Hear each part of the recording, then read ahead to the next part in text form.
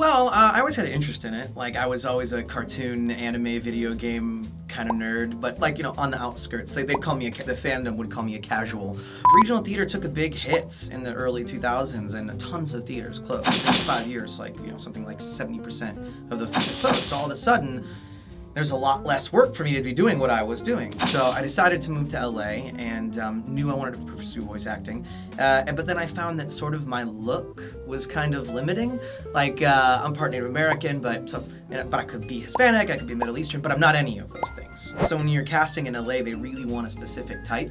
That kind of got in the way of my casting and sort of got in the way of acting. I worked a little bit, I did some indie films, a few guest stars, commercials, stuff like that, but it just wasn't fulfilled that way creatively. So that's when I really took off pursuing voiceover. Definitely, it was a gamble going, because I went and got my master's. So it was a gamble saying, okay, I'm going to take 3 years out of my prime in my early 20s to pursue a higher education as this degree. And partly it was, I know the odds of making it are slim. So why not have something I feel like I could teach, I could do that too. But also I wanted to get more education. And I'm a way better actor at 25 when I graduated as I was at 22 when I graduated undergrad. So sort of training like physical training, cold reading skills, text analysis, being in, knowing how to invest in the moment-to-moment action of a scene. That's that sort of classic definition of acting, living truthfully under imaginary circumstances. There are no bigger imaginary circumstances than what you're going to be presented in a cartoon. You just have to be able to go there. It doesn't mean you have to have it, but I think some of the best voice actors are classically trained, I think. Not to say that I'm putting myself in that category, but it definitely helps to have those skills. Physicality can be everything to a character. Really? It's funny you asked that, because this year I made myself a sort of a mini New Year's resolution to stop sitting in my sessions.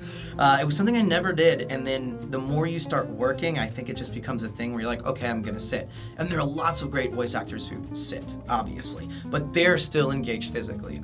This year I've gone back to what I've always done, which is standing. And I think it's made my work better, because if you're envisioning what these characters do, you're behind the mic, so you've got this weird sort of dichotomy. You have to stay focused on mic, but you need to move your body to do something big. So if you watch some of the masters, they can be sitting here and their head will never move, but if you're watching someone like Fred Tatasciore play the Hulk, he's not making those big Hulk noises. He's expanding his body from, on days that he sits to make it big and huge, and when he smashes, he does the action of smashing. So going back to that old school theater training, you have to manifest it physically in order for it to come out in the voice. I don't think there's any separation. There's this weird old school actor training of like the voice, like you do a voice and speech class, but then you do a movement class. And I was lucky enough in my college training that there wasn't those two things. We put them all together because they're all part of the same creation. Yeah.